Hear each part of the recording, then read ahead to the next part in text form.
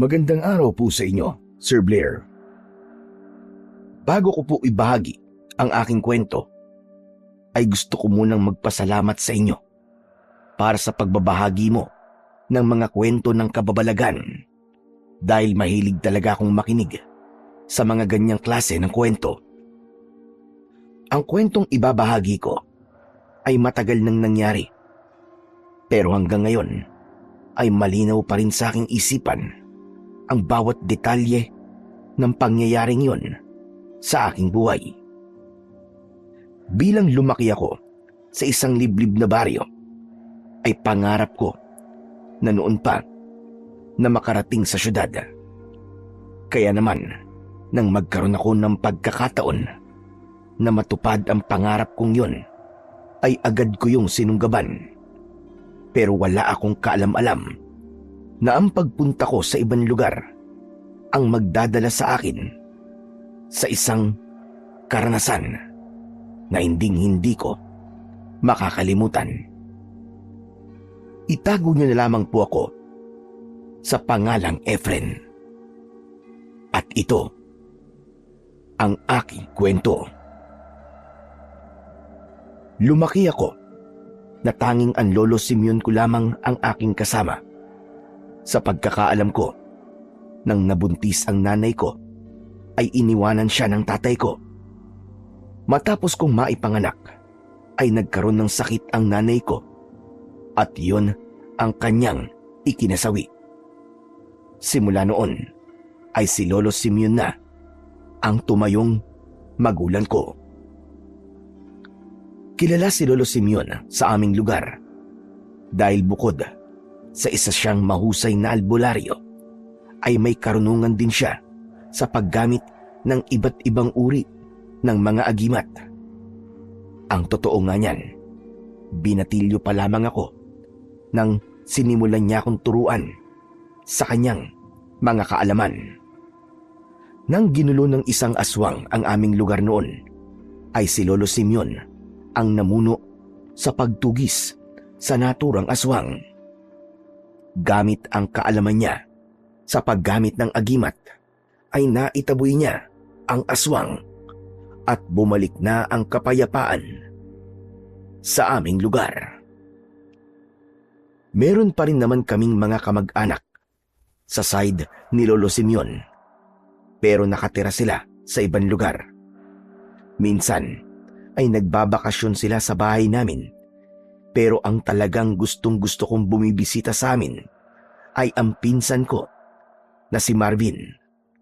Kaya naman, nang bigla na lang siyang bumisita sa amin isang umaga, ay sobrang saya ko talaga.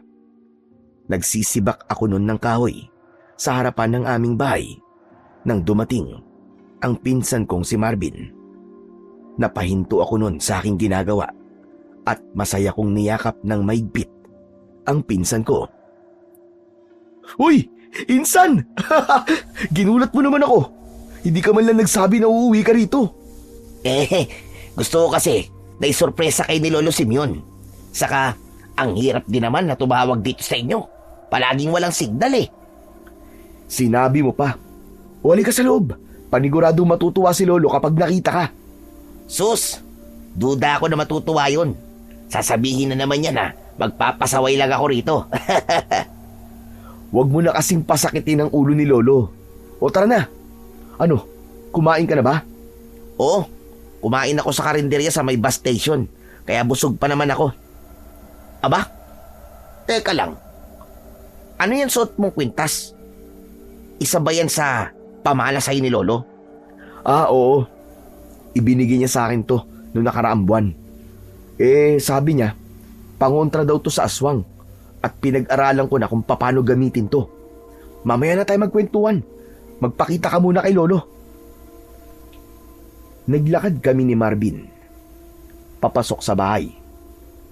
Close talaga kami ni Marvin. Sa lahat kasi ng pinsan ko, ay siya ang madalas na dumadalaw sa amin ni Lolo Simeon. Tapos, palagi siyang may kwento sa akin tungkol sa syudad kasi doon sila nakatira. Ikinikwento niya sa akin ang mga bagay na meron sa syudad, gaya ng matataas na building, LRT at MRT, mall at kung ano-ano pa. Pagpasok namin ni Marvin sa bahay, ay nakita namin si Lolo Simeon na abala sa pagriritual sa isa sa mga agimat niya. Hawak niya ang agimat sa kanyang mga kamay habang nakapikit.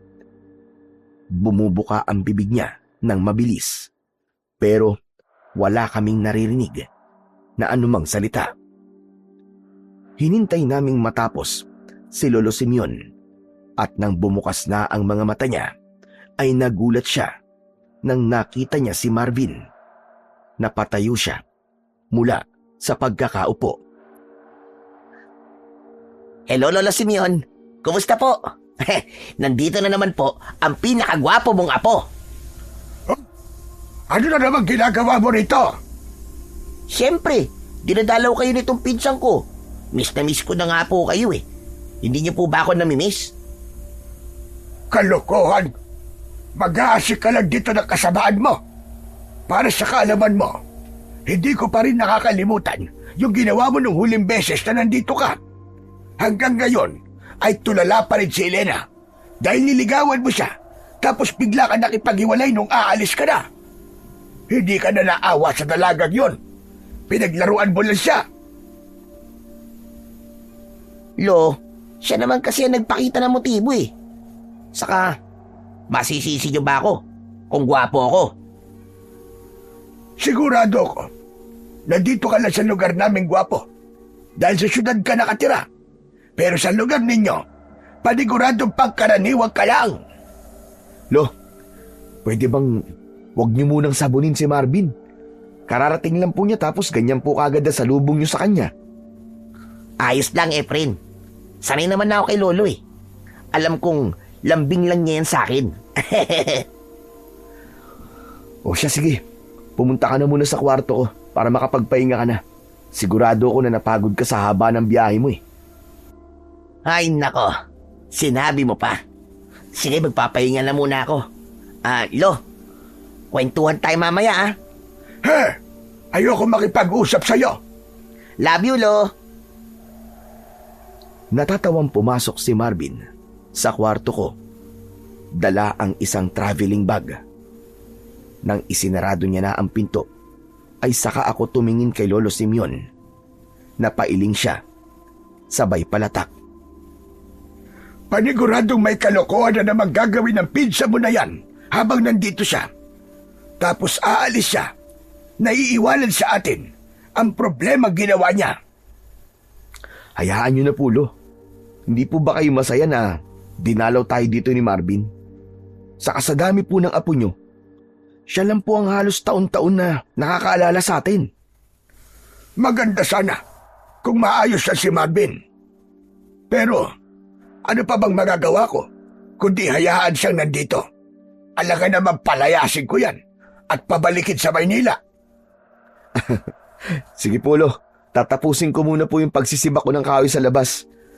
Ano po palang uulamin natin mamaya? Magluto ka na lang ng sinigang na baboy. Paborito yun ni Marvin, hindi ba? Kumuha ka ng pera sa wallet ko at bumili ka sa talipapa ng mga kailangan mo sa pagluluto. Pagkatapos ng ginagawa mong pagsisibak. Napangiti ako sa sinabing yun ni Lolo Simeon dahil kahit parang palaging mainit ang ulo niya kapag kausap niya si Marvin, ay alam kong kahit sa simpleng katotohanan na alam ni Lolo kung ano ang paboritong ulam ni Marvin, ay masasabi ko na mahal niya ang pinsan ko.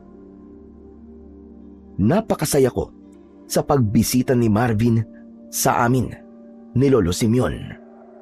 Hindi na ako makapaghintay sa mga ikikwento niya sa akin tungkol sa syudad. Naging abala si Lolo sa mga nagpagamot sa kanya. Kaya ako na ang nagluto ng sinigang na baboy. Pagsapit ng tanghali, ay lumabas na si Marvin sa kwarto ko.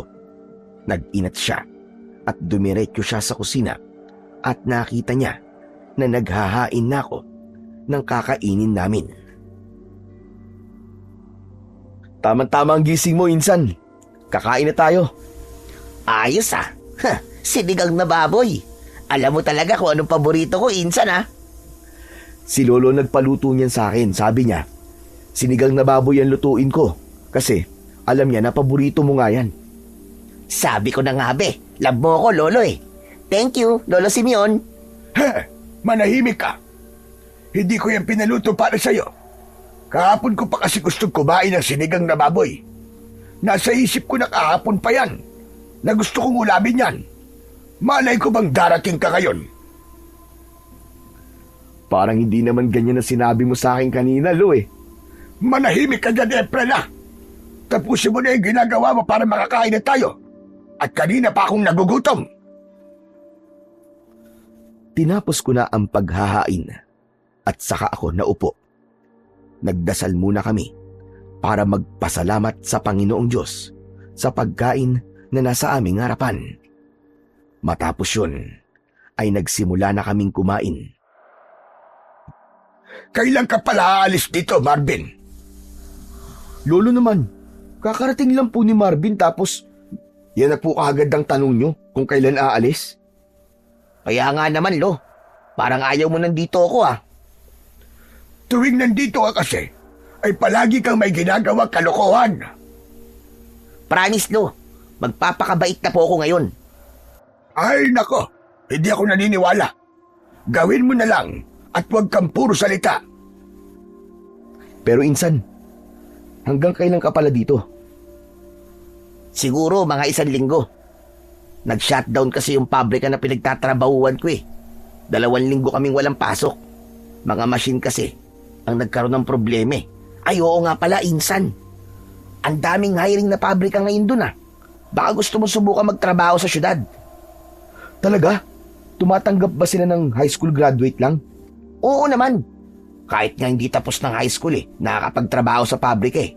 Eh kung gusto mo, asikasuhin mo na yung mga requirements mo tapos sumama ka na sa akin pagbalik ko ron eh. Lo, pwede ko po ba subukan na magtrabaho sa Maynila? Hindi! Dito ka lang. Pero Lo, gusto ko rin po maranasang kumita ng pera eh. Tulungan mo akong mag-alaga ng mga itik at kumikita rin naman tayo ron. Saka hindi ba, sinasanay kita sa paggamit ng agimat at panggagamot.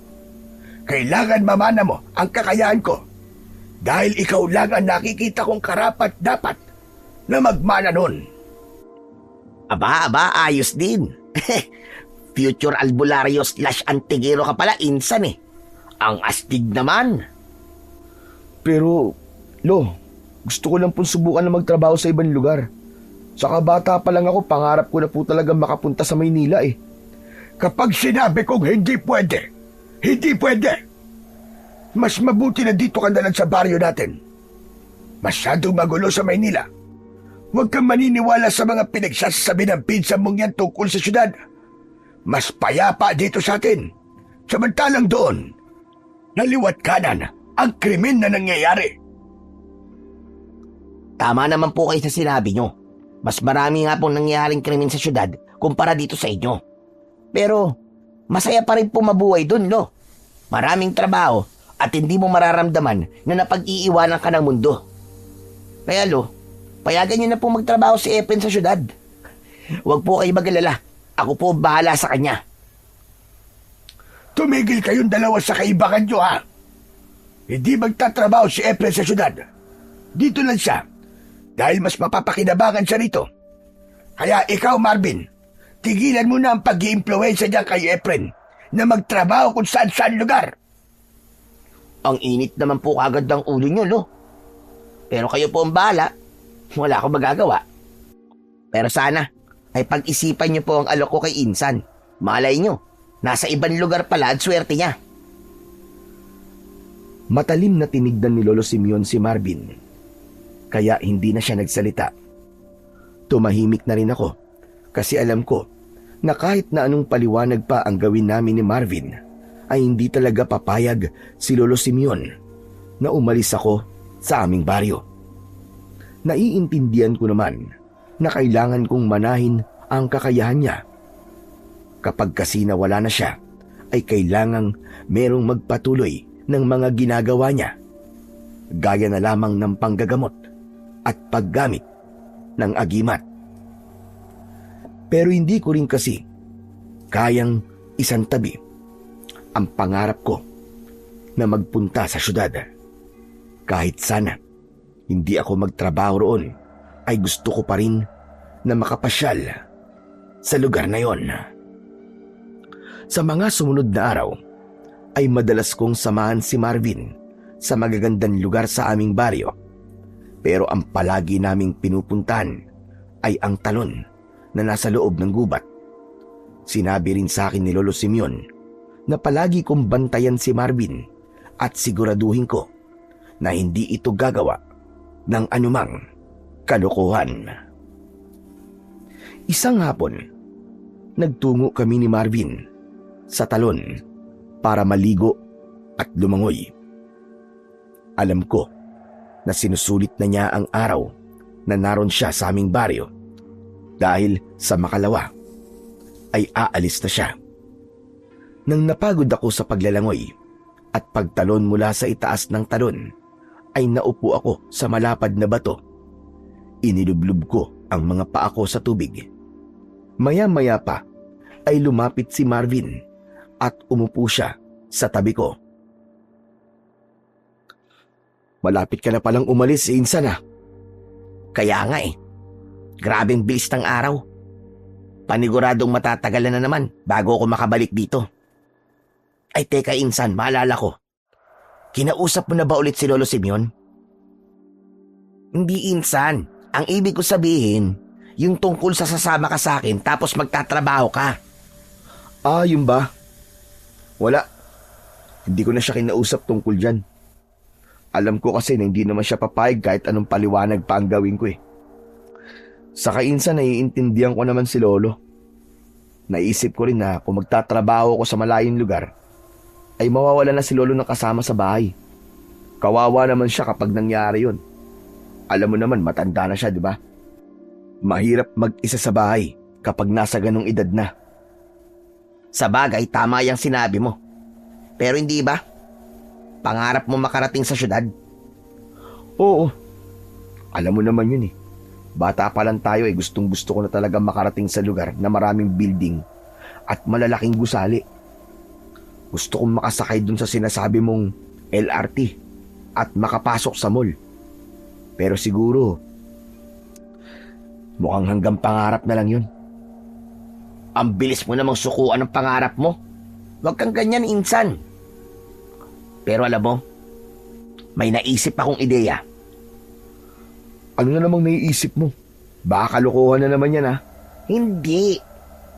Naisip ko kasi na kung hindi natin mapapapayag si Lolo na magtrabaho ka sa syudad, edi magbakasyon ka na lang doon kahit ilang araw lang.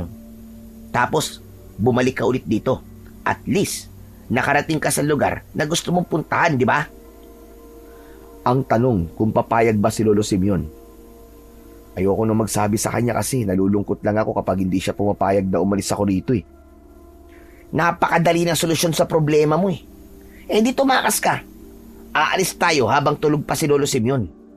Wala nang magagawa yon kapag nakaalis na tayo. Hindi naman niya alam ang papunta sa amin eh. Ayoko, Insan. Panigurado magagalit si Lolo sa akin kapag ginawa ko yun.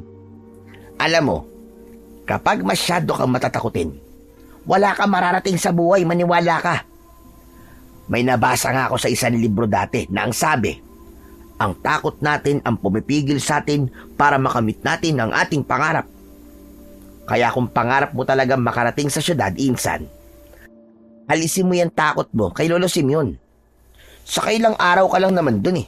Babalik ka rin dito. Siguro, magagalit si Lolo sa'yo pagbalik mo. Pero at least, natupad naman ang pangarap mo, di ba? Natigilan ako at napaisip sa mga sinabi ng pinsan kong si Marvin. Natukso akong pumayag sa naisip niyang ideya. Pero hindi ko maalis sa utak ko ang katotohanan na magagalit talaga si Lolo Simeon kapag umalis ako nang hindi nagpapaalam sa kanya. Nang sandaling yon ay nahati ang aking utak sa pagdedesisyon kung sasama ba ako kay Marvin sa syudad o hayaan ko na lang na maging pangarap na lamang ang aking pangarap. Kinagabihan ay magdamag kong pinag-isipan ang sinabi sa akin ni Marvin. Siyempre, hindi ko inalis sa isip ko na talagang magagalit si Lolo Simeon kapag umalis ako nang hindi nagpapaalam sa kanya.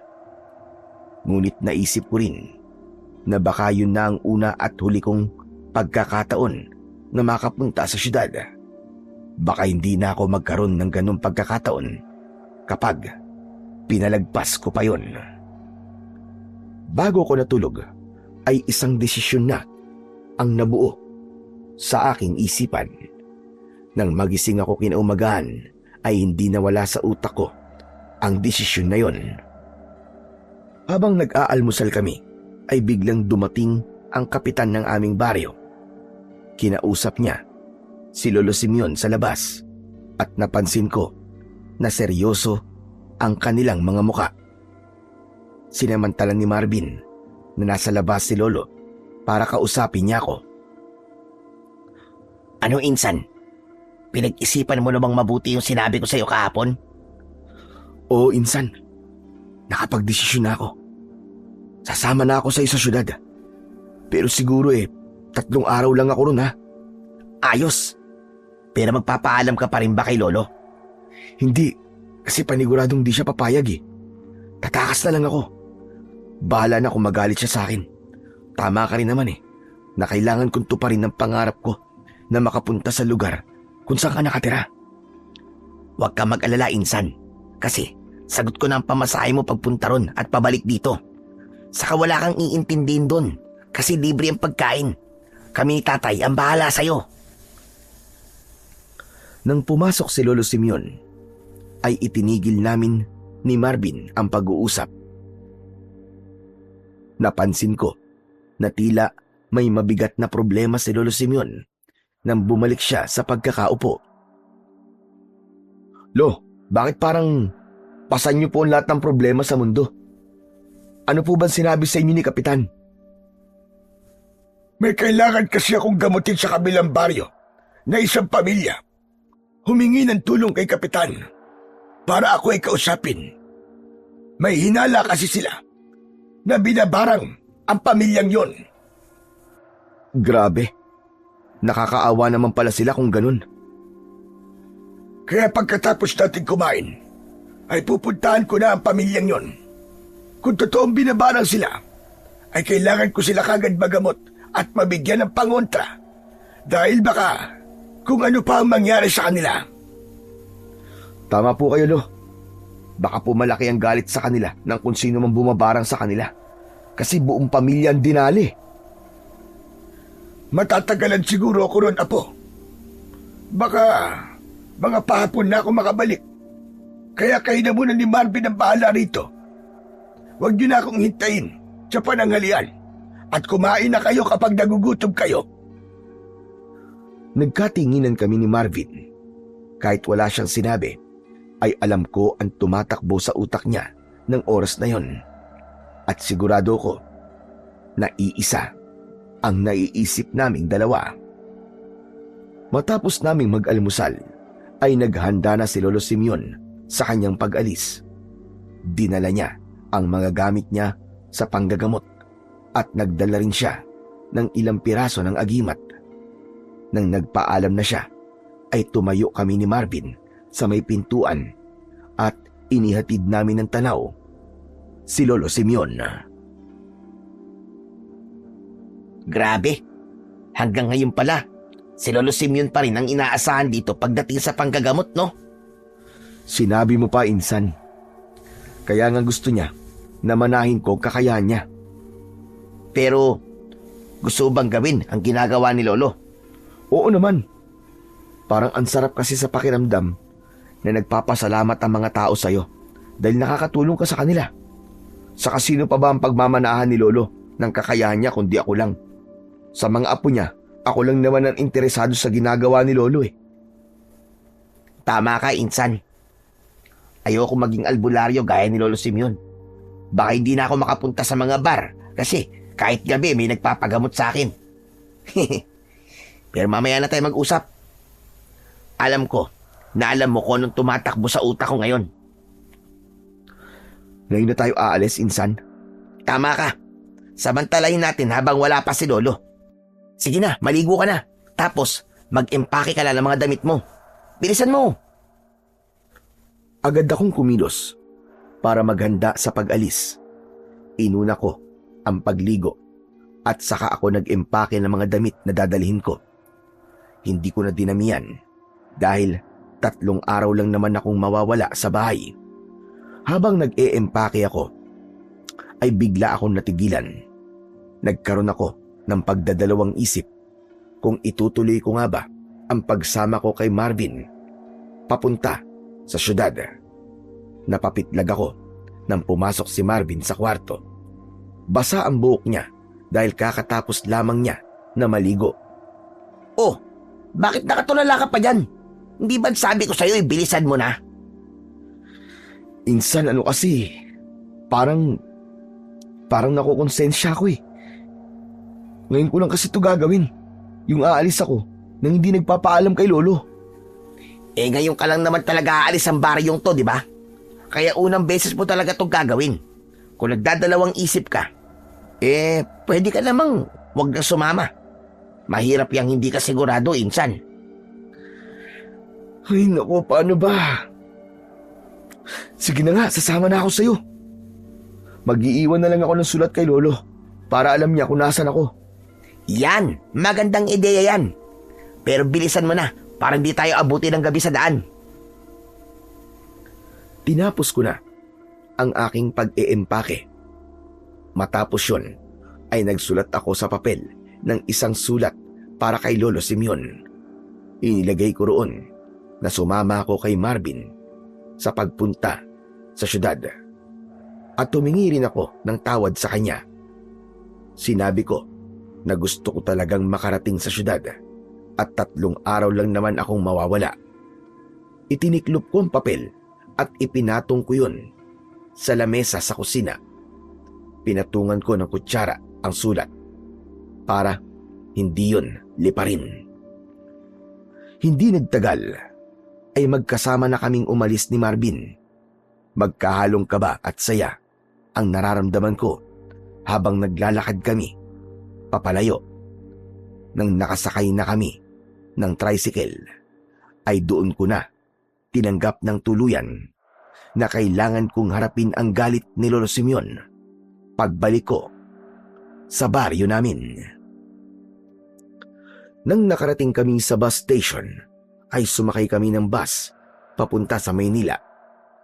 Hindi nagtagal ay umandar na yon. Habang tulog si Marvin sa biyahe, ako naman ay gising na gising. Nakakasakay naman ako ng bus, pero yun ang unang beses na babiyahe ako ng matagal. Nakatingin ako sa labas ng bintana. Makalipas ang ilang oras, ay unti-unti nang nagbago ang dinadaanan namin.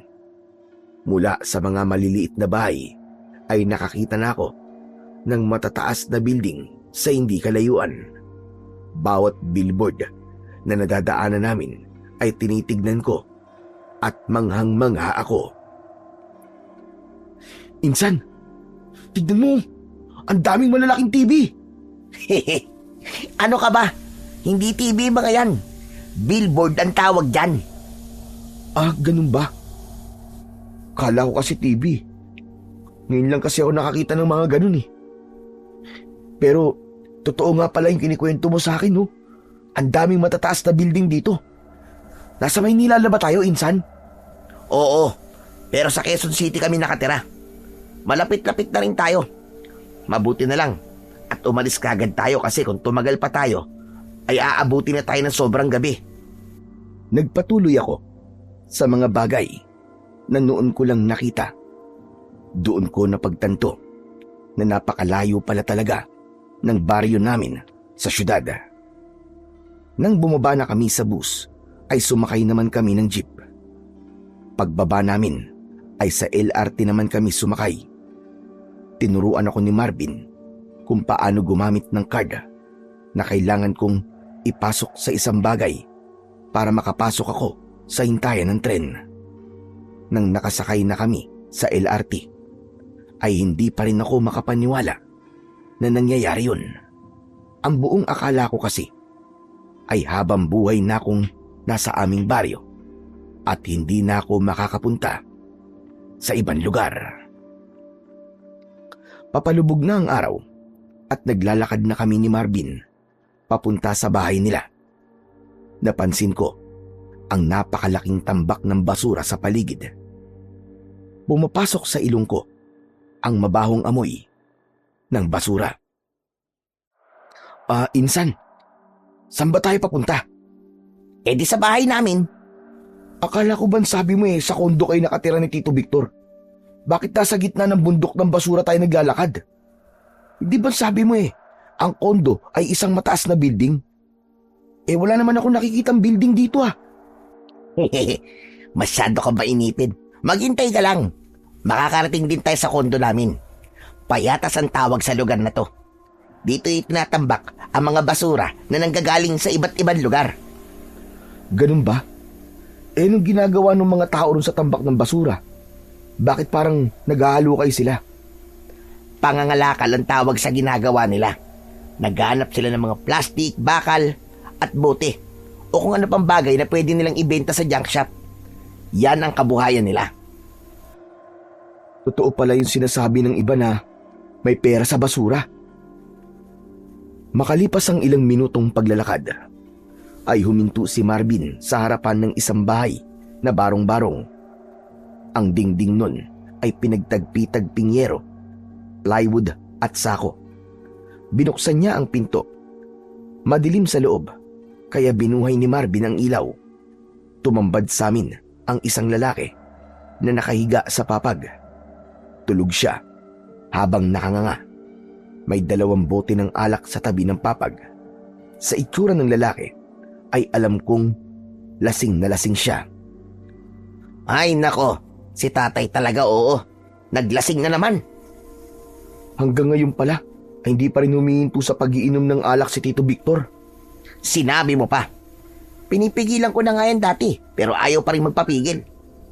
Kaya yun, hinayaan ko na lang kasi yan lang naman ang paraan niya para makalimot kahit sandali sa pagkawala ni nanay. Halos 2 taon na ang nakakaraan nang mamatay ang nanay ni Marvin. Ayon sa kwento niya, ay may pumatay sa nanay niya habang naglalakad yun pauwi. Gabi nang mangyari yun at walang nakakita kung sino ang pumatay sa nanay ni Marvin. Iginala ko ang mga mata ko sa kabuuan ng bahay na kinaroroonan namin. Kakaunti ang gamit doon. Meron isang maliit na TV na nasa sahig. May lamesa at 2 upuan. Merong lababo at may isang pinto na sa tingin ko ay para sa banyo. Marvin, ito na ba ang bahay nyo? Akala ko ba sa building kayo nakatira? Yung kondo kung tawagin. Ito na nga yung kondo na sinasabi ko sa'yo. Alam mo kasi, Insan, iniisip ko na isa tong condominium building. Pangarap ko kasi talaga na makatira kami ni tatay sa ganun Pero habang wala pa akong pera, ay nag-i-imagine na lang ako na sa kondo kami nakatira. Bakit? Nagulat ka ba na ganito ang buhay namin dito? Medyo. Ang akala ko kasi sa maayos na bahay kayo nakatira Pero okay na to, kaysa sa wala. Tama ka. Saka ang importante ay magkasama kami ni tatay. Pasensya ka na nga pala kung naabutan natin si tatay na lasing Bukas mo pa yan makakausap. Ilagay mo na lang dyan sa tabi ang bag mo. Lalabas lang muna ako para bumili ng pagkain. Sinunod ko ang sinabi ni Marvin. Nang umalis na siya, ay lumabas ako at pinagmasdan ko ang kapaligiran. Sa totoo lang, malayong malayo ang lugar na yon sa kinuwento sa akin ni Marvin kung saan sila nakatira. Pero naiintindihan ko naman kung bakit nagsinungaling si Marvin sa amin ni Lolo Simeon. Ayaw niya lang siguro kaming mag-alala sa kanila ng tatay niya. Hindi nagtagal ay bumalik na si Marvin na may dalang lutong ulam at 2 plastik na may kanin. Naghain na siya at sabay kaming kumain. O ano, saan mo nga pala gustong pumunta bukas? Hindi ko naman alam ang pwedeng puntahan dito eh. Ikaw na ang bahala. Sige, total, hindi ka pa naman nakakapunta sa mall. Eh dun tayo pupunta bukas. Talaga? Sige, gusto ko yan. Pero mas masaya sana kung kasama natin si Lolo Simeon, no? Eh hindi ba? Ayaw umalis ni Lolo sa lugar nyo? Kaya nga eh. Tsaka paniguradong sa oras na to, alam na ni Lolo na sumama ako sa'yo. Nako, galit na galit yun sa akin pag uwi ko. Huwag mo na munang isipin si Lolo Simeon. Paano ka makakapag-enjoy niyan kung palagi mo siyang iisipin? Sa bagay, tama ka. Saka, mabilis na rin naman ang 3 araw eh. Susulitin ko na lang ang araw na nandito ako. Pagkatapos naming kumain, ay tumambay muna kami sa labas. Habang nagkwekwentuhan kami ni Marvin, ay nakatingin ako sa bundok-bundok na mga basura. Kahit gabing-gabi na, ay mayroon pa ring mga tao na naghahalukay sa basura. Doon ko nakita kung gaano kahirap ang buhay ng mga taong nakatira sa lugar na yon. Hindi agad ako nakatulog sa unang gabi ko sa bahay ni na Marvin dahil namamahay ako. Kaya naman, medyo late na akong nagising ng sumunod na araw. Nakita ko sina Marvin at Tito Victor na kumakain na ng almusal. Inaya nila akong kumain. Nagmumugmuna ako bago ko dumulog sa kanilang hapagkainan. Kagabi pala kayo dumating dito ni Marvin. Abay, pasensya ka na. At lasing ako nung dumating kayo eh. Hindi ko tuloy ikaw na welcome. Welcome pala sa bahay namin, Efren. Ayos lang po, Tito. Kumusta naman po pala kayo? Eto, hirap pa rin sa buhay. Tapos 2 linggo pang walang pasok sa pabrika yung pinsa mo. Hindi ko na tuloy alam kung saan kamay ng Diyos kami kukuha ng pagkain sa mga susunod na araw. Tay, may naitabi naman po akong pera kahit papano eh. Makakasurvive pa rin po tayo. Ako po ang bahala sa ating 3. Sa bagay, saka pwede rin naman tayong mga lakal eh. Pero maiba ko. Mabutit pinayagan ka ni tatay na sumama kay Marvin, Efren. Tito, ang totoo po niyan eh. Hindi po ako nagpaalam sa kanya. Tumakas lang po ako. Alam ko po kasi na hindi niya ako papayagan na umalis sa baryo eh. Gusto ko po talaga makarating dito eh. Naku po, nalintikan na. Sigurado nagwawala na ngayon yun. Ayaw pa naman nun na sinusuway siya. Kaya ikaw, Marvin, ipasyal mo si Efren ha. Huwag mo sayangin ang pagtakas niya sa lolo niyo. Ay, sandali lang. At kukunin ko vitamins ko. Tumayo si Tito Victor. May kinuha siyang 1 bote ng gin na nakapatong sa lababo. Pagkaupo niya, ay nilagyan niya ng gin ang kape niya at dere-derecho niya yung ininom hanggang sa maubos. Teka. Gin po ang vitamins nyo? At hinahalo nyo pa po sa kape? Hehe, masanay ka na dyan kay tatay, insan. Lahat na nga yata ng inumin at pagkain ay hinahaluan niya ng alak. Kulang na nga lang, pati sinigang lagyan niya ng gin Aba, magandang ideya sinabi mo, anak ah. Sa susunod nga, ay gagawin ko yan. Hindi ko pa kasi nasusubukan na lagyan ng gin ang sabaw ng sinigang. Anak ng tinapa, bakit ba sinabi ko pa yon? Nagkaroon ka pa tuloy ng ideya? Natawa ko sa naging usapan ni na Marvin at Tito Victor. Nakita ko na kahit mahirap ang buhay nila, ay masaya pa rin sila. Naging magana ang pagkain ko, lalo na't napakasayang kausap ni Tito Victor. Masyado kasing seryoso sa buhay si Lolo Simeon, kaya hindi ko siya nakakabiruan. Lalo na kapag kumakain kami.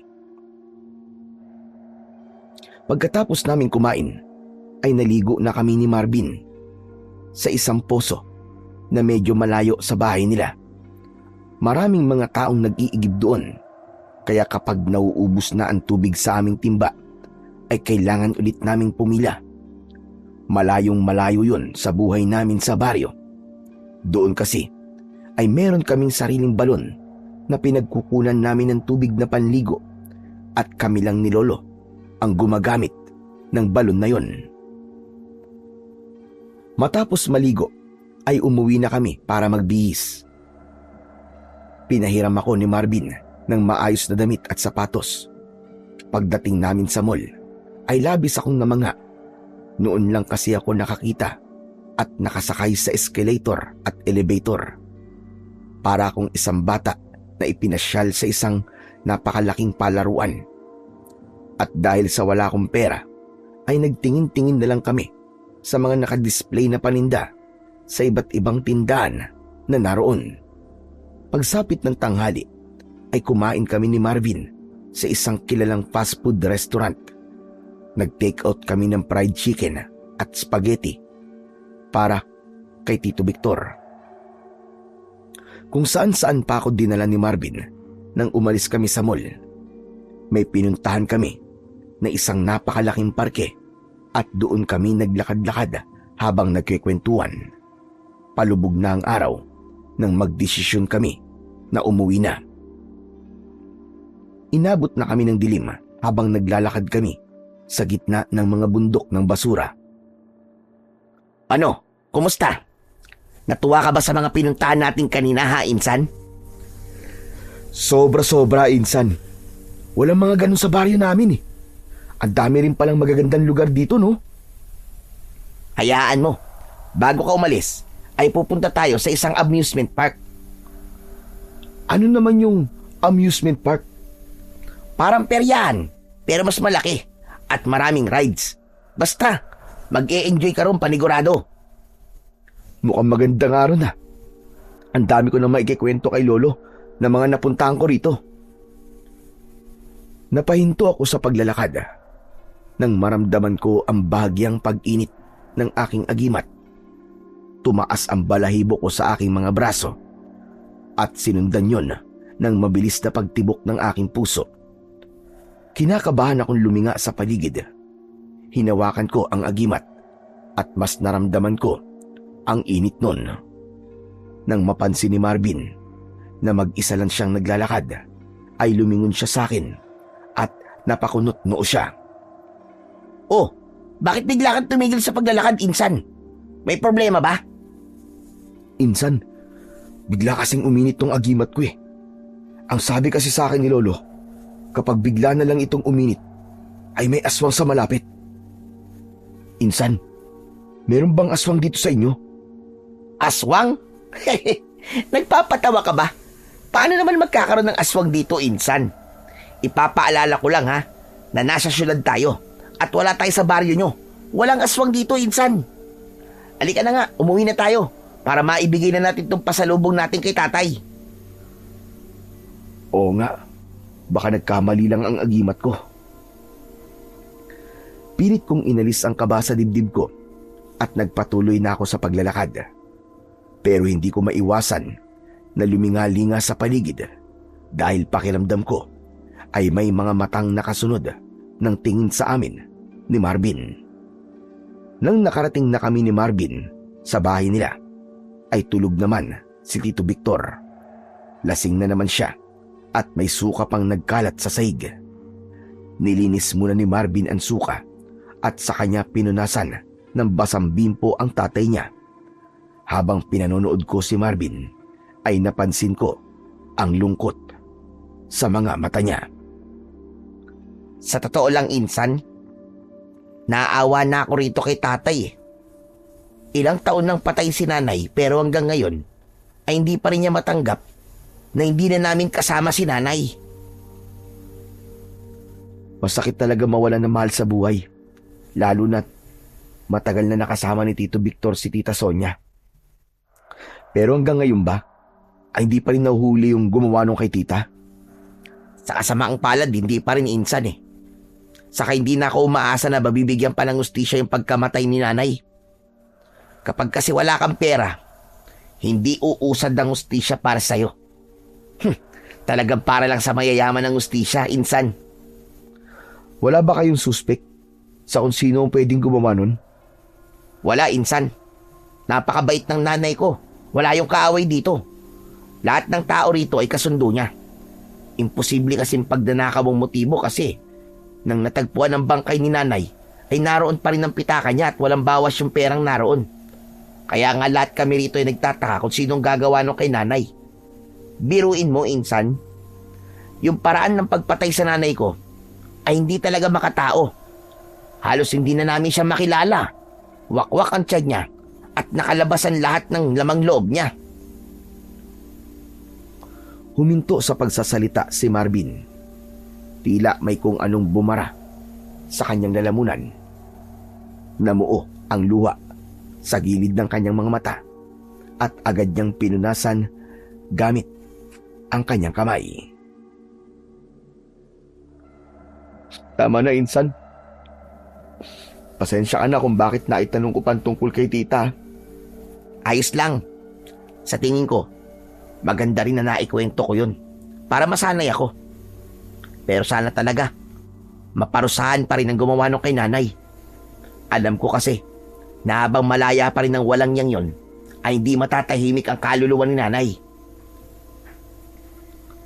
Labis ang awang naramdaman ko para sa pinsan kong si Marvin. Parehas man kaming namatayan ng ina, ay masasabi ko na mas masakit ang nangyari sa kanya.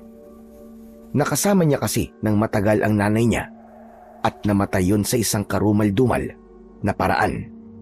Habang ako naman ay sanggol pa ng nawalan ng nanay at wala pa akong kamalay-malay ng mga panahong yon.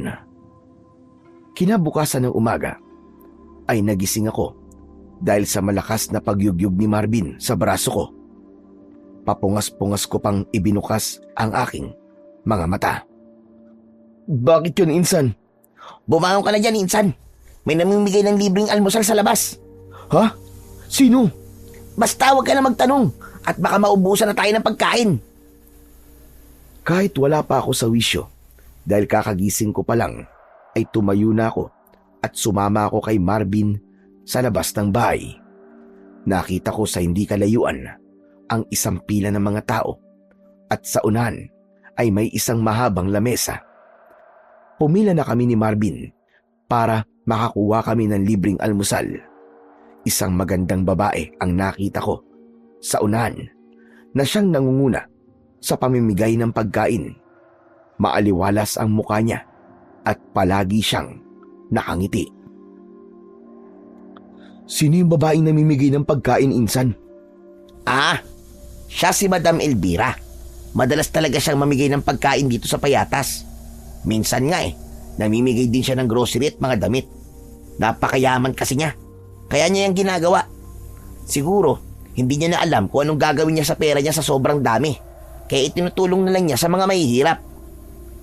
Grabe. Ang bait naman pala niya kung ganun. Akala ko kasi sa mga mayayaman masasama ang ugali. Hindi naman lahat. Marami pa rin ang gaya ni Madam Elvira na mabait at palaging tumutulong sa mga nangangailangan.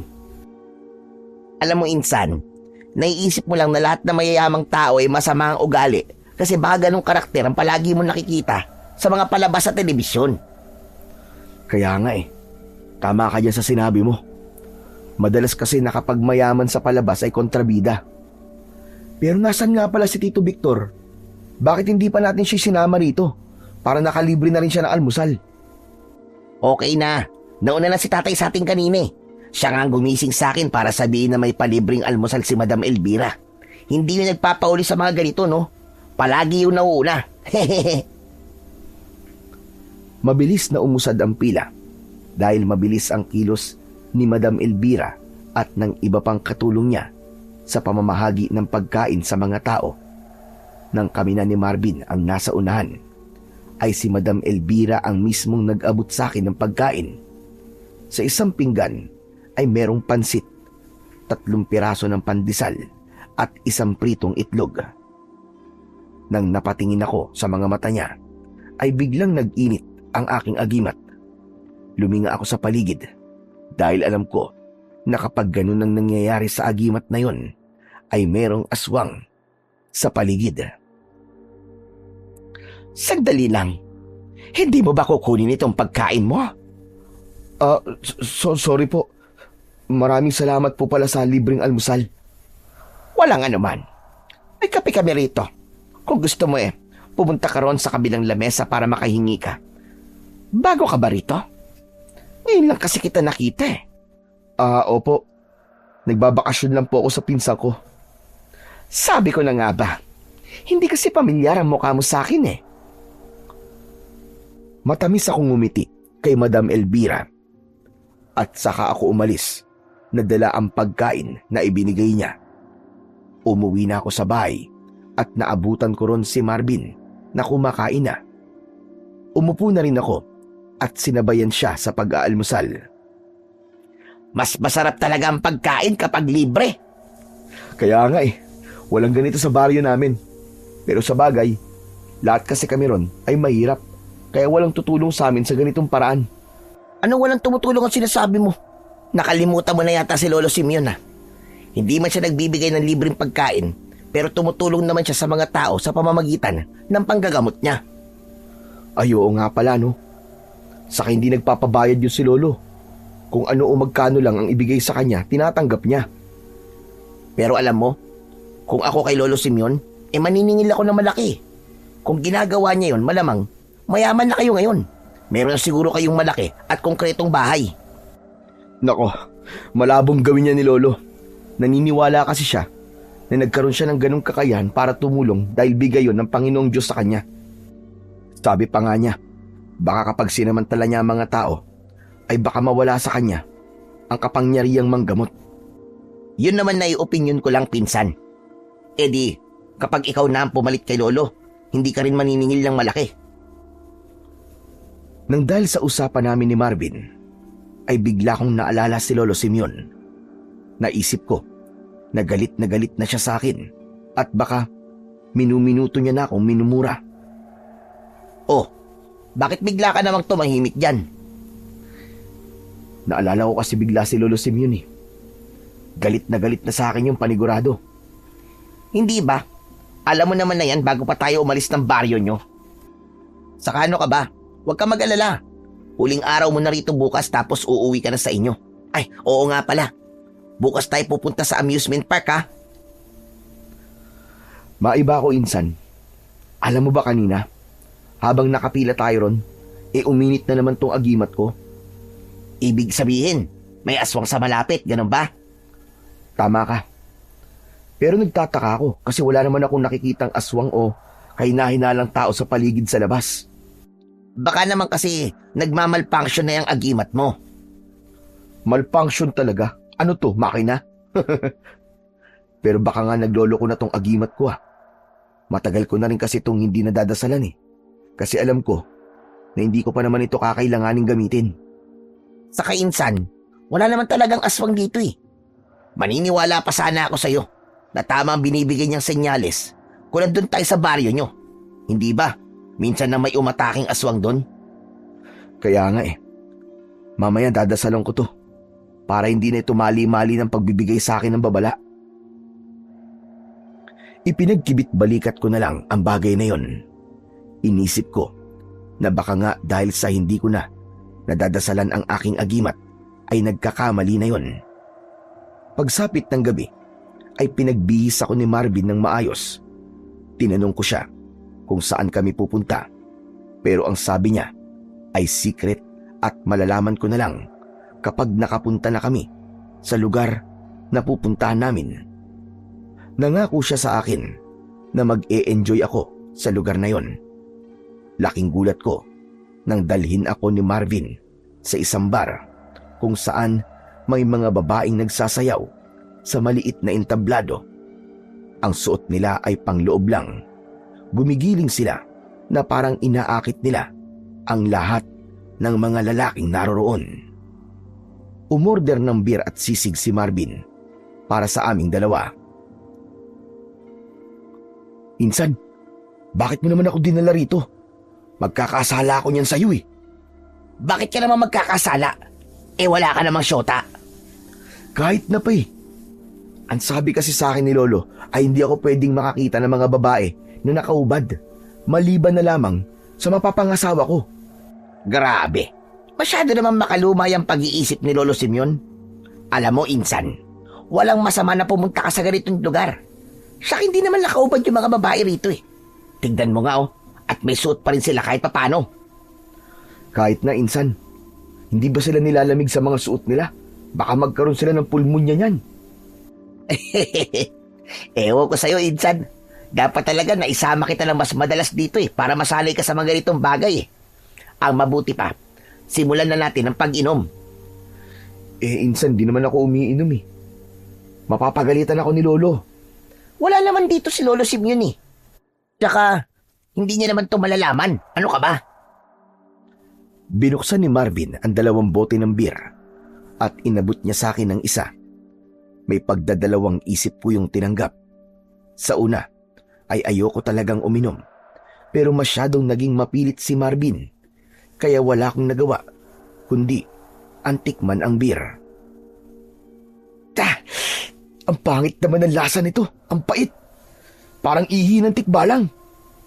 Aba, Insan, nakatikim ka na ba ng ihi ng tikbalang? At alam mo ang lasa nun? Sa una lang mapait yan. Kapag tumagal na, sasarap na yan. Manamis-namis. Sundan mo kasi ng pulutan pagkainom mo. Tapos, panoorin mo lang yung mga babaeng sumasayaw. Ginawa ko ang sinabi ni Marvin. Hindi ko alam kung paano ko nagawang ubusin ang 1 bote ng beer. Nang nasa 2 bote na ako, ay doon na nasanay ang dila ko sa lasa ng alak hanggang sa hindi ko na alam na 3 bote na pala ako. Pasuray-suray akong naglalakad habang inaalalayan ako ni Marvin. Pauwi na kami sa bahay nila. Yun ang unang beses na nalasing ako sa buong buhay ko. Kaya naman, bago sa akin ang ganong pakiramdam. Grabe ka, Insan. Hindi ko akalain na malalasing ka sa 3 bote ng beer. Hindi ba? Ang sabi ko sa'yo, hindi naman ako nagiinom ng alak. Grabe, ganito pala ang pakiramdam ni Tito Victor kapag lasing, ano? Para akong lumilipad. Pakiramdam ko, umiikot ang paligid ko. Ang sarap sa pakiramdam, di ba? Pero, nag-enjoy ka ba kanina? Oo naman, Insan. Grabe, ang gaganda ng mga babae. Pero parang gusto ko silang bigyan ng damit para hindi sila nakasuot ng ganun habang nagsasayaw sila. Bakit kasi nila kailangan magsayaw ng halos kita ng kaluluwa nila? Pwede naman silang magsayaw habang nakasuot ng bestida. Ano ka ba, Insan? Kasama yun sa trabaho nila. Saka hindi sila dadayuin ng mga lalaki kung balot na balot sila habang nagsasayaw. Pambihira ka, oo. Magsasalita pa sana ako nang biglang uminit na naman ang aking agimat. Napahinto ako sa paglalakad at pinakiramdaman ko ang paligid. May narinig akong kaluskos sa kung saan. Napatingin ako sa kaliwa at mula sa hindi kalayuan ay may nakita kong anino na mabilis na gumalaw at biglang nawala. Oh, ano na naman problema mo, Insan? Nasusuka ka ba? Insan, nakita mo rin ba yun? Parang may tao dun ah. Dun oh. San? Wala naman ah. Saka, wala naman tao dito sa basurahan na ganitong oras. Tara na, umuwi na tayo at gusto ko na matulog. Uminit na naman kasi tong agimat ko eh. Alam mo, dasalan mo na nga yung agimat mo para hindi na yan nagkakamali. Walang aswang dito, Insan. Tara na. May pag-aalinlangan ako naglakad kasama ang pinsan ko. Hindi ko alam, pero kinakabahan talaga ako ng sandaling yun. Sa tingin ko, ay kailangan ko na talagang dasalan ang aking agimat upang masiguro ko na tama ang mga babalang ibinibigay nun sa akin. Nang makauwi na kami ni Marvin sa bahay nila, ay agad siyang humiga sa tabi ni Tito Victor. Sa sobrang kalasingan din ni Marvin, ay hindi niya na nagawang isarado ang pinto. Isasarado ko na sana ang pinto nang makarinig ako ng malakas na pagsigaw ng isang lalaki sa kung saan. Tila nawala ang epekto ng alak sa akin nang marinig ko ang sigaw na yon. Pinakinggan ko ang sinasabi ng utak ko. Kinuha ko ang itak at lumabas ako ng bahay. Sinundan ko ang pinagmumulan ng sigaw. Dinala ako ng mga paa ko sa likuran ng isang napakalaking tambak ng basura at doon ko nakita ang isang nakakagimbal na tagpo. Nakita ko ang isang nilalang na may nakakatakot na itsura. Para siyang isang halimaw na hinugot mula sa kailaliman ng impyerno. Halos kulay itim ang kanyang buong katawan. Mahahaba ang mga kuko niya at matutulis ang kanyang mga ngipin. Meron siyang malalaking mga mata na kulay pula na parabang nagbabagang bolang apoy. At ang mas nakakapanindig balahibo pa sa kanya ay ang malalaki niyang pakpak na maihahalin tulad sa pakpak ng isang tambuhalang paniki. Isang lalaki ang nilalapa niya. Tila gutom na gutom siya habang kinakain niya ang lamang loob ng walang kalaban-laban na lalaki. Malinaw na isang aswang ang nilalang na yon. Sa pagkakatanda ko, ay aswang na lipad ang tawag sa amin ng ganong klase ng aswang. Hindi ako nakagalaw sa aking kinatatayuan dahil sobra ako nabigla. Hindi ko kasi inaasahan na makakakita ako ng aswang sa napakalawak na tambakan ng basura. Mabuti na lang at hindi ako napansin ng aswang dahil madilim ang kinaroroonan ko. Hindi nagtagal ay lumipad palayo ang aswang. Sa lakas ng pagkampay ng pakpak niya ay nilipad ang ilang basura. Mabilis na nawala ang aswang sa paningin ko at doon lang tila bumalik ang kaluluwa sa aking katawan. Naisipan kong lapitan ang bangkay ng lalaki pero hindi ko na itinuloy. Natakot ako na baka merong makakita sa akin at isipin na ako ang pumatay sa lalaking yon. Kaya nagmamadali akong tumakbo pabalik sa bahay ni na Marvin. Agad kong isinarado ang pinto at humiga na ako sa saig na may nakalatag na manipis na kutsyon. Nanginginig ang buong katawan ko. Hindi ko alam kung dapat ko bang sabihin kay Marvin ang tungkol sa aswang dahil wala akong ideya kung papaniwalaan ba niya ako. Tanghali na nang magising ako. Wala sina Marvin at Tito Victor sa loob ng bahay. Nang naalala ko ang nakita ko kagabi, ay agad akong bumangon. Lumabas ako at nakita ko sa hindi kalayuan ang mga taong nagkukumpulan. Malamang nakita na nila yung bangkay ng lalaki na pinatay ng aswang. Nagtungo ako sa mga taong nagkukumpulan at nakumpirma ko na tama nga ang sinabi ko kanina. May mga pulis na naroroon at naghahanap sila ng ebidensya sa pinangyarihan ng krimen. Gusto ko sanang kausapin ang isa sa mga pulis pero nagkaroon ako ng alinlangan dahil baka hindi ako paniwalaan. Hanggang sa may tumapik sa likod ko at paglingon ko ay nakita ko si Marvin. Inaya niya na akong bumalik sa bahay nila at sumama naman ako sa kanya. Pagdating doon ay nakatulala akong nakaupo. Alam mo, Insan, malakas ang kutob ko na yung pumatay sa lalaking yon ay ang pumatay din sa nanay ko. Parehas na parehas sila kasi ng paraan ng pagkamatay eh. Ilang beses na bang nangyari rito ang ganong klase ng pagpatay, Insan? Sa totoo lang, maraming beses na talaga, Insan. Halos buwan-buwan na may pinapatay dito sa ganong paraan. Kaya nga may ibang nagsasabi rito na meron ditong gumagalang serial killer na galit sa mahihirap. Kasi karaniwan sa pinapatay dito ay mahihirap. Pero sa bagay, wala namang mayamang nakatira dito eh. Insan, may sasabihin ako sa'yo. Pero sana, Huwag mong isipin na gumagawa ko ng kwento o nagsisinungaling ako ha. Kilala mo ako, Insan. Hindi ko ugaling magsinungaling. Bakit? Ano ba yung sasabihin mo? Bigla naman akong kinabahan dyan. Insan, nakita ko kung sinong pumatay dun sa lalaki. Narinig ko ang sigaw niya kagabi bago siya pinatay. Kaya hinanap ko ang kinaroroonan niya para sana tulungan siya. Pero huli na, nung makita ko siya, kasi patay na siya.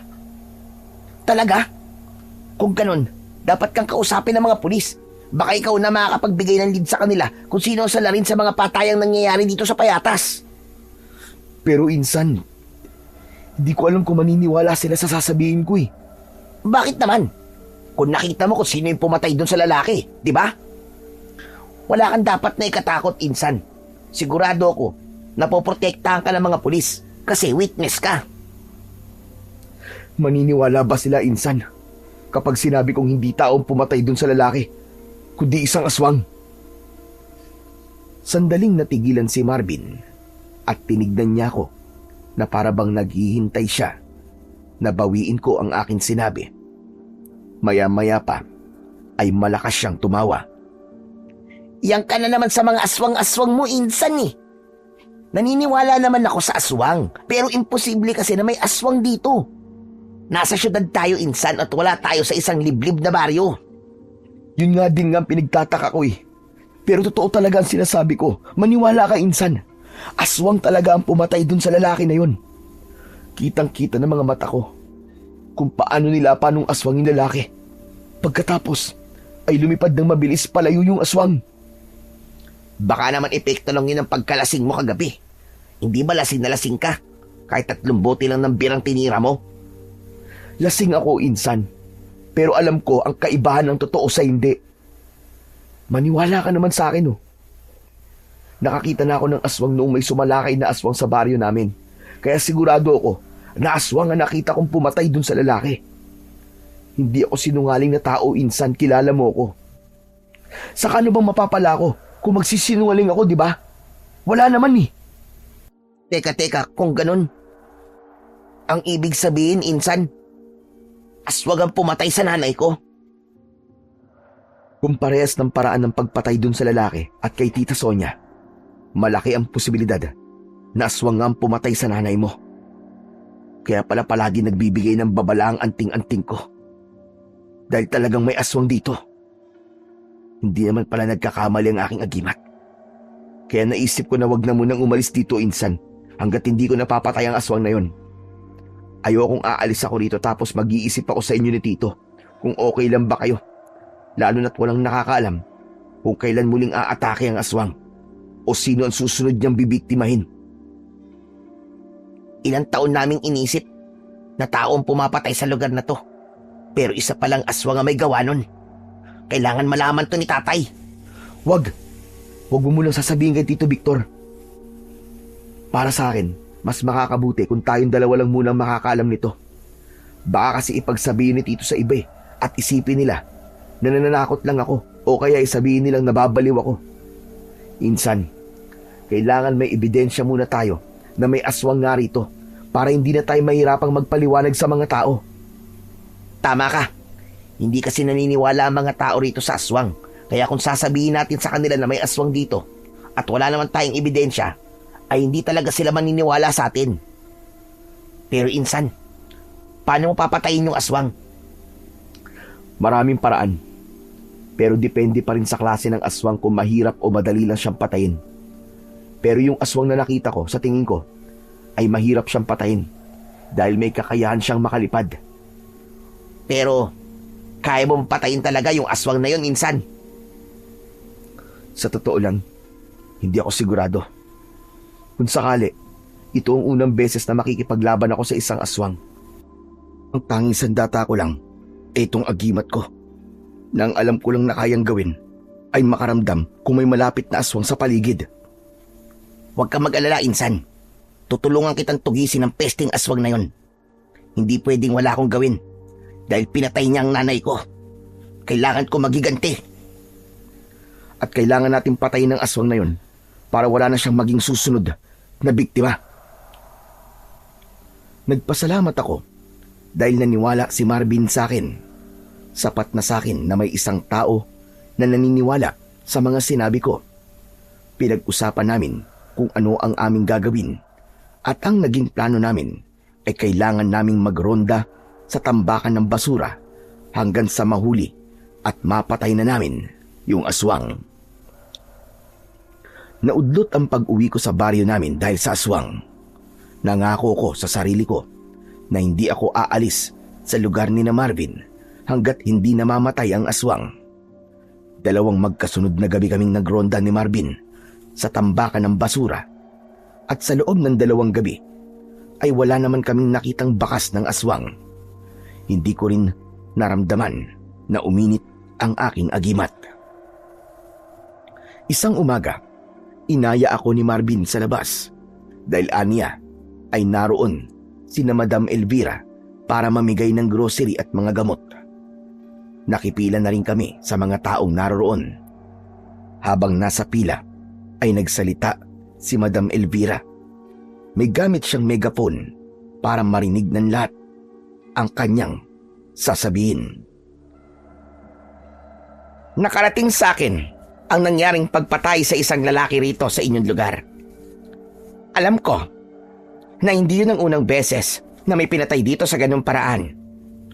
Gusto kong malaman ninyong lahat na nalulungkot ako ng labis sa tuwing may nababalitaan ako na pinatay dito. Alam niyo namang lahat kung gaano kalapit ang puso ko sa mga taong nakatira dito sa Payatas. Pero huwag kayong mag-alala dahil nakipag-usap na ako sa ating mga kapulisan para mas unahin nilang iresolba ang problema dito sa inyong lugar. Kaya umasa kayo na malapit na nating malaman kung sino talaga ang salarin sa mga nangyaring patayan at sigurado ko na magbabayad siya. Malakas na nagpalakpakan ang mga tao. Maging kami ni Marvin ay pumalakpak din dahil kahanga-hanga ang pagpapakita ng malasakit ni Madam Elvira sa mga tao sa lugar na yon. Ano, Insan? Nakita mo na? Napakabait talaga ni Madam Elvira, no? Alam mo ba, sa tuwing may nangyayaring patayan dito, ay nagbibigay siya ng tulong sa mga tao dito. Yun ang paraan niya para kahit papano, mabawasan ng takot at lungkot namin dito. Kaya nga insan sana ay dumami ang mga kagaya niya na merong malasakit sa mahihirap at mga mas nangangailangan.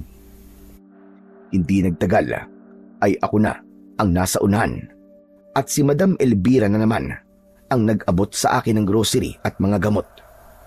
Nang iabot niya sa akin ang mga yon, ay biglang uminit ang suot kong agimat.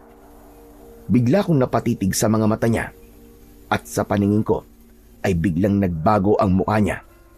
Naging aswang ang itsura ni Madam Elvira pero agad din yung bumalik sa pagiging tao. Ipinilig ko ang aking ulo at hindi ako makapaniwalang tumingin kay Madam Elvira. Oh, iho, ayos ka lang ba? Parang namumutla ka. Ayos lang po ako, Madam. Maraming salamat po sa tulong ninyo. Pagkasabi ko nun, ay matamis na ngumiti sa akin si Madam Elvira. Umalis na ako sa unahan ng pila. Magkasama kaming bumalik ni Marvin sa bahay nila, dala ang mga grocery at gamot. Nakatulala ako ng sandaling yon. Iniisip ko kasi kung ano ang ibig sabihin ng nangyari kanina na nakita ko sa muka ni Madam Elvira, ang muka ng aswang. Hanggang sa isang hinala ang nabuo sa aking isipan. Hindi ako sigurado pero nagkaroon ako ng kutob na may itinatago si Madam Elvira at yon ang kailangan kong malaman. Marvin, lalabas lang ako saglit ha. Bakit, Insan? Saan ka pupunta? Magpapahangin lang. Magpapahangin ka sa labas? Ang baho-baho ng hangin sa labas dahil sa mga basura.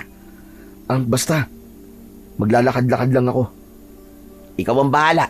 Basta umuwi ka kagad ha. At mananalangin tayo mamaya. Ay, oo nga pala. Baka hindi muna tayo pumunta sa amusement park ngayon. Kapos na kasi ako sa budget, Insan eh. Ayos lang, Insan. Pwede naman tayong pumunta ron ng ibang araw eh. O hindi kaya, kapag bumalik ako rito. Lumabas na ako ng bahay ni na Marvin. Bumalik ako sa lugar kung saan namimigay sina Madam Elvira ng grocery at gamot. Kakaunti na lang ang mga taong nakapila, kaya alam ko na malapit na silang matapos. Nakita ko ang isang pulang kotse na nakaparada sa hindi kalayuan. Alam ko na yun ang kotse ni Madam Elvira dahil noong huling beses na nagpunta siya roon ay doon siya sumakay. Pasimple akong lumapit sa kotse at siniguro ko na walang makakakita sa akin. Chinek ko kung nakabukas ang trunk ng kotse at pakiramdam ko ay tumama ako sa jackpot ng loto dahil hindi yun nakalak. Marahil ay may kinuha roon si Madam Elvira tapos ay nakalimutan niyang isarado ng maayos. Agad kong binuksan ang trunk at pumasok ako sa loob nun. Isiniksik ko ang sarili ko roon at saka ko isinarado ang trunk. Matyaga ako naghintay hanggang sa naramdaman kong nabuhay na ang makina ng kotse at umandar na yon. Aminado ko na delikado ang gagawin ko pero hindi ko maaaring palampasin ang pagkakataon na yon para malaman kung ano ang itinatagong sikreto ni Madam Elvira at ang naisip kong paraan ay ang sumama sa kanya papunta sa lugar kung saan siya pupunta. Makalipas ang halos 1 oras ay huminto na ang kotse. Pawisan na ako dahil napakainit sa loob ng trunk pero kailangan kong magtiis para malaman ko ang buong katotohanan. Napansin ko rin na habang nasa loob ako ng trunk ay hindi nawala ang pag-init ng aking agimat. Malinaw na senyales yun na may malapit na aswang sa akin at tanging si Madam Elvira lang ang taong malapit sa akin. Narinig ko ang pagbukas at pagsarado ng pinto ng kotse. Naghintay pa ako ng ilang minuto bago ko lumabas sa trunk ng sasakyan. Nakita ko ang isang malaking bahay sa aking harapan.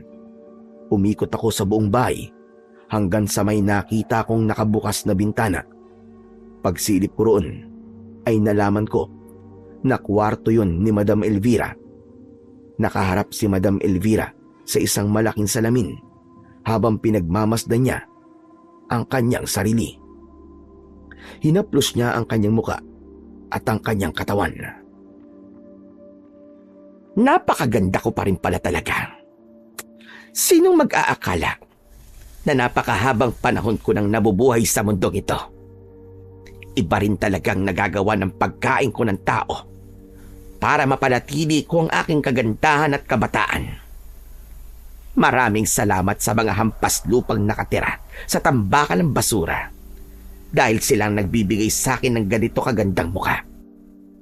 Napakadali naman kasi nilang utuin. Konting tulong lang, makakalimutan na nila ang patayan na nangyari. Masyado silang mababaw.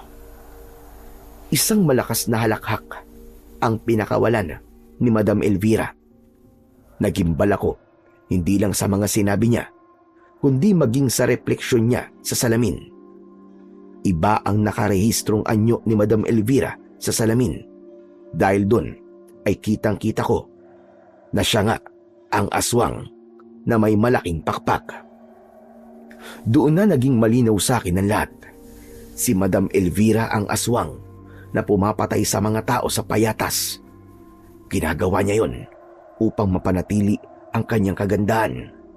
At ang kabutihan na ipinapakita niya ay ginagawa lang niya para hindi siya mapaghinalaan ng mga tao na siya ang tunay na salarin sa lahat ng patayan na nangyayari sa tambakan ng basura. Para sa akin ay sapat na ang aking mga nalaman kaya naisip kong umalis na roon. Kailangan makabalik kagad ako sa lugar ni na Marvin para masabi ko kay Marvin ang aking natuklasan. Lumayo ako sa bintana at malalaki ang mga akbang na naglakad ako palayo sa bahay ni Madam Elvira. Ngunit hindi pa man ako nakakalayo nang marinig ko ang boses ni Madam Elvira sa akin likuran. Tinanong niya ako kung sino ko. Marahan akong humarap sa kanya. Teka sandali. Hindi ba isa ka sa mga nakatira roon sa tambakan ng basura? Ikaw yung bisita ni na Marvin. Tama ba ako? Ako nga po yun. Ako po si Efren. Ano palang ginagawa mo rito sa bahay ko? May kailangan ka ba? Ano po eh. Gusto ko lang po magpasalamat sa pagtulong niyo sa amin. Ah, ganun ba? Napaka-sweet mo naman yata. Talagang pumunta ka pa rito sa bahay ko para sabihin lang sa akin yan. Kahit sa pagkakaalala ko, ay nagawa mo ng magpasalamat sa akin kanina. Ano po kasi madam eh.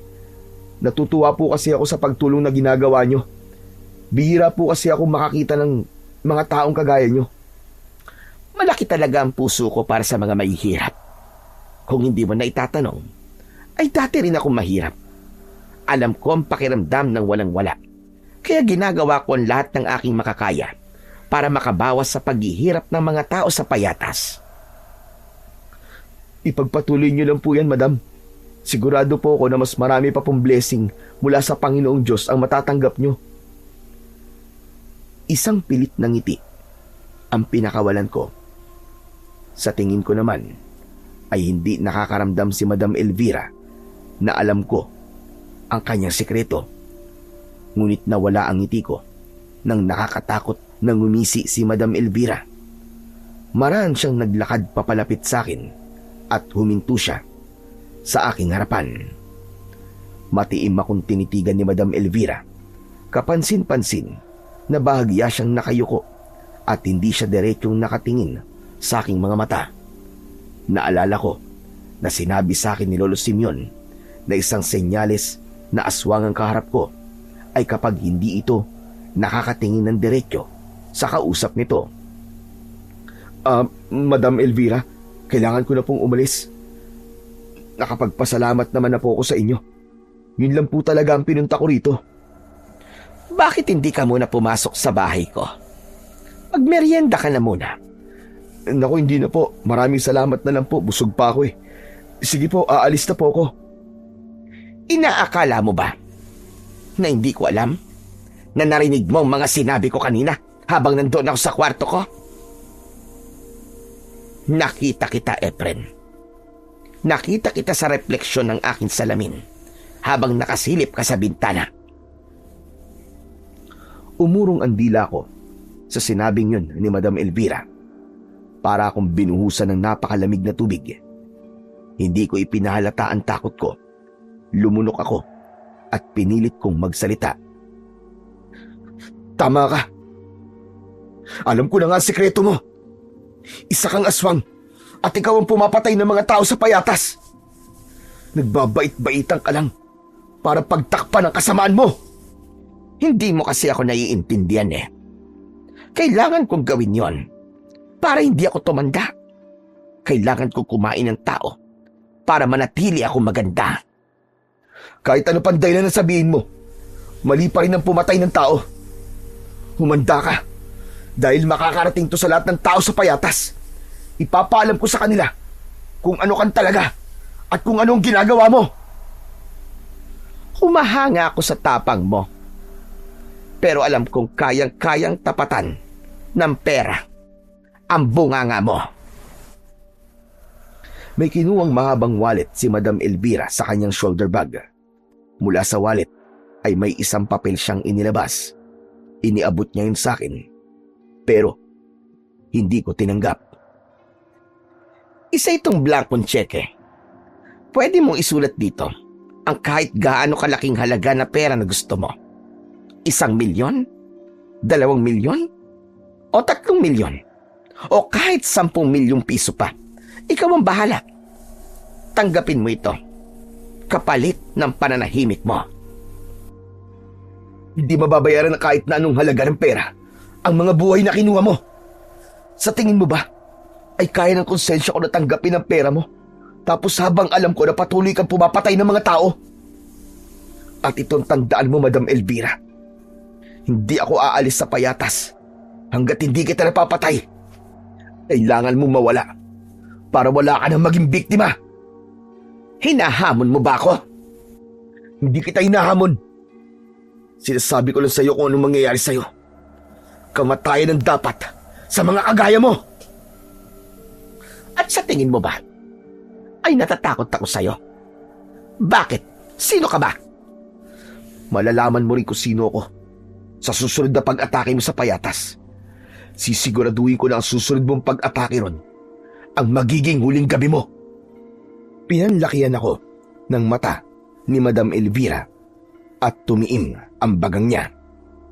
Sigurado ko na kung kaya niya lang na mag-anyong aswang ng oras na yon, ay kanina pa niya ginawa para patayin ako. Tumalikod na ako at naglakad palayo. Ramdam ko ang bigat ng tingin ni Madam Elvira sa akin. Alam ko na sa mga sinabi ko sa kanya ay nagawa ko siyang galitin ng gusto. Pero mas maganda na magalit siya para gawin niya ang lahat para patayin ako. Kapag ganun kasi ang ginawa niya, ay mas madali ko siyang matutugis dahil siya na mismo ang lalapit sa akin. Sa totoo lang, wala sa plano ko ang malaman ni Madam Elvira na alam ko na ang pagiging aswang niya. Pero dahil sa nahuli pala niya ako, ay wala na akong nagawa kundi ang ipakita sa kanya na hindi ako natatakot sa mga kagaya niya. Sumakay ako ng tricycle para makauwi na ng mabilis sa bahay ni na Marvin. Pagdating ko roon, naabutan ko si Marvin na mag-isang kumakain. O Insan, buti nakauwi ka na. Saan ka ba galing? Ang sabi mo maglalakad-lakad ka lang sa labas. Nauna na akong kumain kasi ang tagal mo eh. Si tatay naman ay nasa labas at nakikipag-inuman na naman. Ayaw pa niyang umuwi kasi nag-i-enjoy pa siya sa pag-inom-inom niya eh. Marvin, may kailangan ka malaman. Kilala ko na kung sino ang aswang dito. Ha? Sino? Magugulat ka. Si Madam Elvira. Ano ka mo? Sigurado ka ba sa sinasabi mo, Insan? Paano naman magiging aswang si Madam Elvira? Eh, ang bait-bait nun. Kahit nga ako hindi rin makapaniwala nang malaman ko na isa siyang aswang. Pero insan nagsasabi ako ng totoo. Ipinaliwanag ko kay Marvin kung paano ko nalaman ang sekreto ni Madam Elvira. Habang nakikinig sa akin si Marvin, ay unti-unting namumuo ang luha sa kanyang mga mata. Bumakas ang galit sa kanyang muka at mariin niyang ikinuyom ang kanyang mga kamay. Maniwala ka sa akin, Insan. Si Madam Elvira ang aswang.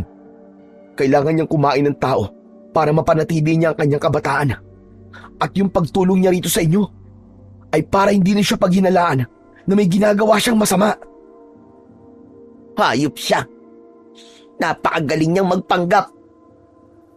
Kulang pa ang lahat ng naitulong niya sa amin bilang kabayaran sa mga buhay na kinuha niya. Lalong-lalo na sa buhay ng nanay ko. Papatayin ko siya. Papatayin ko siya!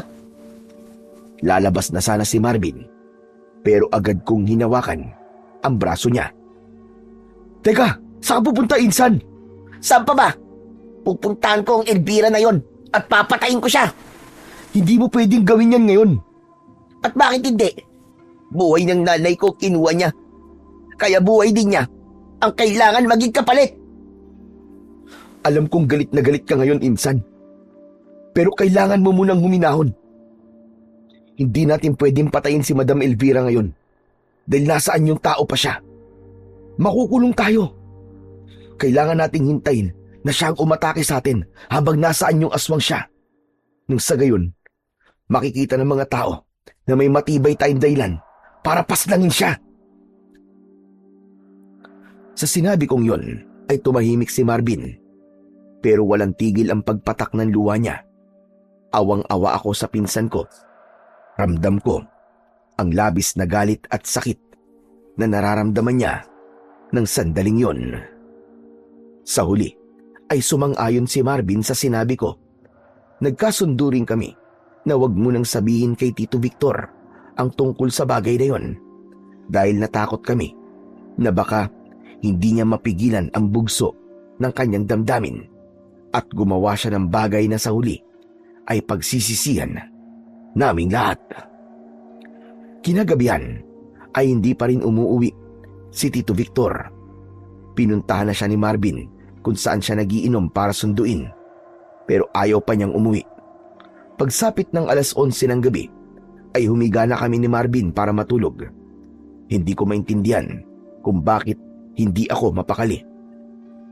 Kahit anong pwesto ng pagkakahiga ay hindi ako makatulog hanggang sa naramdaman ko ang pag-init ng aking agimat.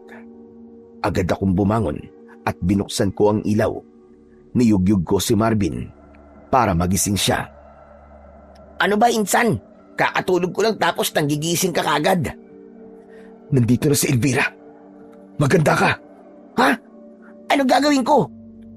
Kumuha ka ng asin. Kapag nakita mo siya, isaboy mo yun sa kanya. Takot ang aswang sa asin. Nagmamadaling kinuha ni Marvin ang isang garapon ng asin. Habang itak naman ang kinuha ko, nakiramdam ako unti-unting naging maalinsangan ng paligid na isang senyales na may aswang talaga sa malapit. Nagulat kami nang nakarinig kami ng pagaspas ng pakpak sa may bubong hanggang sa narinig namin ang nakakatakot na boses ng aswang na si Madam Elvira. Lumabas ka! Alam ko nandiyan ka sa loob! Papatayin kita! Papatayin kita! Ikaw ang papatayin ko! Mapagpanggap na aswang! Lumabas ka at harapin mo ko! Tapusin na natin ito ngayong gabi! Nagkatinginan kami ni Marvin at sabay kaming tumango. Lalabas na sana kami nang marinig namin ang pagkanta ni Tito Victor. Halata sa boses niya na lasing na siya. Hindi nagtagal ay narinig namin ang malakas na pagsigaw ni Tito Victor. Nagmamadali kaming lumabas ni Marvin at nakita namin na inaatake ng aswang si Tito Victor. Nakahiga sa lupa si Tito habang isinasalag niya ang kanyang mga braso dahil paulit-ulit siyang kinakalmot ng aswang. Mabilis na tumakbo si Marvin at sinabuyan niya ng asin ang aswang. Malakas na napasigaw ang aswang at nanlilisik ang mga matang tumingin yun kay Marvin. Hayop ka, Elvira! Akala ko'y napakabait mo. Yung pala, ikaw ang pumapatay ng mga tao rito sa payatas. At ikaw rin ang pumatay sa nanay ko. Hindi kita mapapatawad.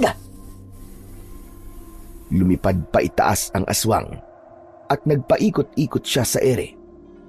Nang sandaling yun, ay lumabas na ang ilang mga tao sa kani-kanilang mga bahay. Lahat sila ay nagulantang nang makita ang aswang na lumilipad. May ilan na natatakot na bumalik sa loob ng kanilang bahay, pero may ilan na nanatili sa labas para makiusyoso. Marvin! Ipasok mo na sa loob si Tito Victor! Ako nang bahala rito! Agad na nilapitan ni Marvin si Tito Victor na duguan na dahil sa mga sugat niya sa braso. Inalalayan niya ang tatay niya pabalik sa loob ng bahay, pero biglang bumulusok pa ibaba ang aswang at nakita ko na papunta siya kina Marvin. Mabilis akong tumakbo para salubungin ang aswang na si Madam Elvira. Iniharang ko ang sarili ko kina Marvin. Malakas na humampas sa mukha ko ang pakpak ng aswang na naging dahilan para tumilapon ako at magpagulong-gulong sa tambak ng mga basura. Agad akong tumayo dahil hindi ko pwedeng bigyan ng pagkakataon ang aswang na yon para ako ay atakihin. Pero nang nakatayo na ako, ay nanlaki ang aking mga mata dahil pasugod na ang aswang sa akin. Nakaumang na ang matutulis niyang mga kuko. Kaya naman, agad akong yumuko para umilag. Gumulong ako pakaliwa at mabilis akong tumayo. Mukhang sanay kang makipaglaban. Sino ka ba talaga? Gusto mo talaga malaman? Apo ako ng isang antingero na minsan ang nakipaglaban sa mga aswang. Kaya hindi ako natatakot sa'yo. Tignan natin ngayon. Ang galing mo! Pagkatapos niyang sabihin yun, ay muli siyang umatake. Lumipad muna siya at saka bumulusok papunta sa akin. Hindi ako umalis sa aking kinatatayuan. Hinigpitan ko ang pagkakahawak sa aking itak. Nang malapit na ang aswang sa akin, ay mabilis akong yumuko at itinarak ko ang itak sa kanyang tiyan. Umalingaw-ngaw ang napakalakas niyang pagsigaw. Mas lalo siyang nagalit nang nasugatan ko siya. Hinabol niya ako at tumakbo ako ng mabilis sa mga bundok-bundok na basura. Ngunit sa hindi inaasahang pangyayari, ay natumba ako at gumulong ako paibaba mula sa mataas na bahagi ng mga basura. Hindi ako makapaniwala nang lumapit sa akin sina Marvin at Tito Victor. Bago pa makalapit sa amin ang aswang, ay sinabuyan na yon ni Marvin ng isang dakot ng asin. Umusok ang parte ng katawan ng aswang na tinamaan ng asin. Napansin ko naman ang hawak ni Tito Victor na isang bote ng gin. Nang sumugod ang aswang sa amin, ay sinabuyan niya ng alak ang isang pakpak ng aswang. Lumipad ng aswang at muling nagpaikot-ikot sa ere sa ibabaw namin. Inabot sa akin ni Tito Victor ang posporo na agad ko namang tinanggap. Gamitin mo yan para sunugin ang pakpak ng halimaw na yun. Masakit para sa akin na isaboy sa kanya ang gin. Pero kailangan ko magsakripisyo para mapatay natin siya. Huwag ka mag-alala, Tito. Hindi masasayang ang ginawa mong pagsasakripisyo sa alak mo. Dahil sinisigurado ko sa'yo, napapatayin ko ang aswang na yan. Sa wakas, ay muling bumulusok pa ibaba ang aswang na si Madam Elvira. Kumuha ko ng isang posporo at nang malapit na sa akin ang aswang, ay sinindihan ko ang posporo at ibinato yon sa pakpak ng aswang. Agad na nagliyab ang kaliwang pakpak ng aswang. Sinubukan pa niya na lumipad pero hindi na niya nagawa hanggang sa tuluyan na siyang bumagsak sa ibabaw ng tambak ng mga basura. Patuloy ang paglamon ng apoy hindi lang sa pakpak ng aswang kundi maging sa ibang parte ng kanyang katawan. Lumapit ako sa aswang habang hawak ang itak. Tumayo ako sa tabi niya at pinanood ko ang pagtupok ng apoy sa kanya. Sa itsura niya, alam kong wala na siyang laban sa akin. Maawa ka! Huwag mo akong papatayin! Huwag mo akong papatayin! Awa? Alam mo pa pala ang salitang yan, ha? Tatanungin kita, naawa ka ba sa mga naging biktima mo? Sa mga pinatay mo? Naawa ka ba sa kanila? Habang umiiyak sila at nagmamakaawa, na wag mo silang papatayin? Hindi naman, di ba? Kaya hindi ka rin dapat kaawaan, Elvira. Ang dapat sa'yo ay mamatay! Itinaas kong itak at walang pagdadalawang isip na nilaslas ko ang leeg ng aswang. Hindi pa ako ron natapos dahil itinarak ko ng mariinang itak sa tapat mismo ng kanyang puso at ipinagdiinan yon ng gusto. Nanlaki ang mga mata ng aswang. Isang mahaba at malalim na paghinga ang pinakawalan niya bago siya tuluyan na nawalan ng buhay. Tumayo si Marvin at Tito Victor sa tabi ko at tinignan nila ang walang buhay na aswang. Dinuraan pa yon ni Tito Victor. Ngayon, nakaganti na rin kami sa pagpatay mo sa asawa ko. At hindi na sayang ang isinakripisyo kong alak sa'yo. Teka, Insan. Alam na niya? Oo, Habang nasa loob kami ng bahay, ay sinabi ko sa kanya ang totoo. Nagulat nga ako kasi matapos ko sabihin kay tatay ang lahat, ay kinuha niyang isang bote ng gin at itinago niya para gamitin na panlaban kay Elvira. Nang sandaling yon, ay lumapit na sa amin ang mga tao para makita ang aswang. Hindi sila makapaniwala nang makita nila na unti-unting bumalik sa pagiging tao ang aswang, hanggang sa nalaman nila na ang aswang na yon ay walang iba kundi ang taong tumutulong sa kanila na si Madam Elvira. Dahil sigurado na ako na tapos na ang kaguluhan sa lugar ni na Marvin, ay nagdesisyon na akong bumalik sa aming baryo.